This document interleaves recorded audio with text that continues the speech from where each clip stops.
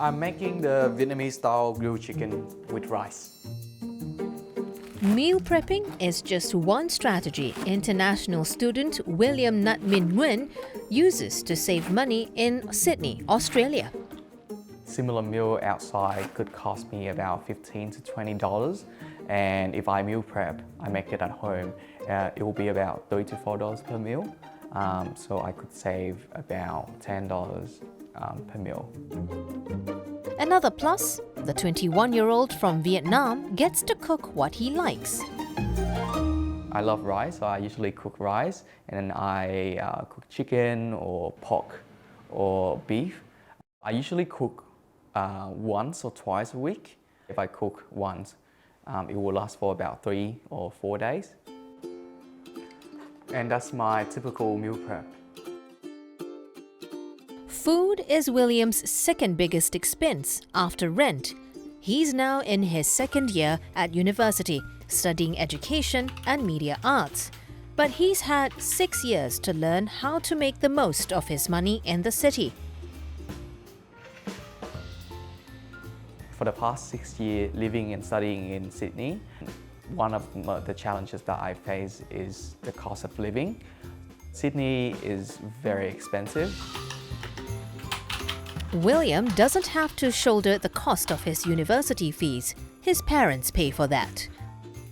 International tertiary students in Australia pay up to 30,000 Australian dollars or around 20,000 US dollars in fees a year. But he pays for everything else he needs with 2 part-time jobs. As an international student, I can work up to 24 hours per week or 48 hours per fortnight. So I work 2 jobs on campus.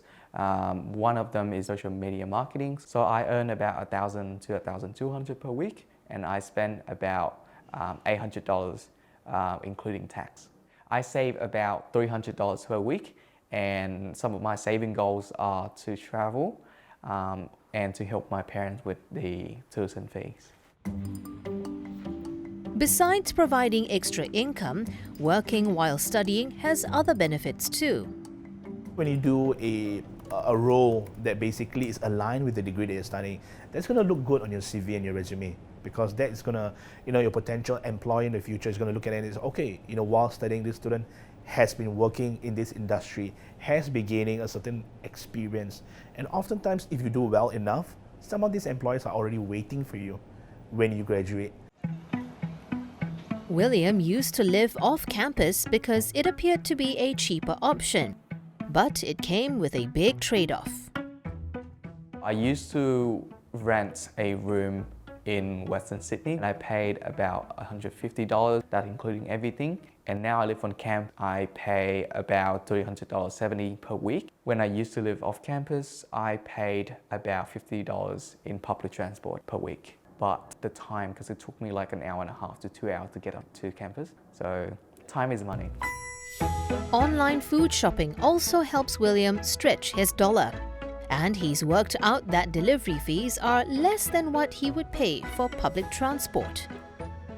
I usually look for half-price special items, and I go between websites to see which one is on special. Plus, the delivery is very cheap as well. It's usually about $2 to $4. And one trip here, because I'm an international student, I don't get concession card for public transport. So a trip from my house to the grocery shop would cost me about $3.50 and $3.50 to get back. So that's $7. So if I do online shopping, I will save $5.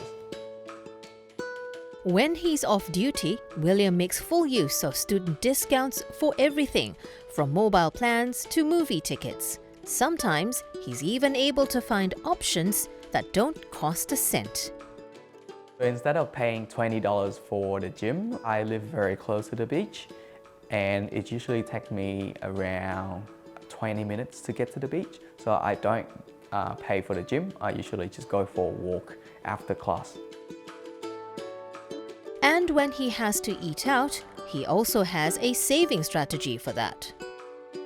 When I'm eating out, I usually go during lunch hours, or they usually have like a happy hours, and they have like lunch special or happy hour specials. So if you go during those times, you will save a lot. William also looks for ways to save on textbooks. I don't often buy textbook. I remember there was only one subject that I need to get a textbook for, and I actually got it for free because I asked a lecturer and she happened to have the textbook lying around in her office, so she gave it to me for free. If you are going to, example, buying a second-hand textbook, saving costs on getting digital copies, getting library membership, that's the kind of things they're going to save costs on the long-term investments.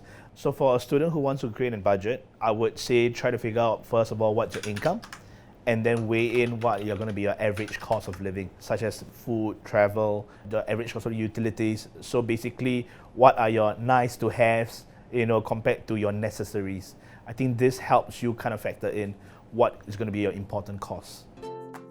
Studying abroad can be an expensive affair. Besides keeping a close eye on what he spends, William keeps to one strict rule. My advice to save money would be to don't buy things that you don't need. I have a very strict budget for that month, and some of my compromises for saving or sticking to that budget is sometimes I don't go out very often, and let's say I have a very like an item that I really want to buy, I'll just wait for the next month to buy them because I don't have budget for this month.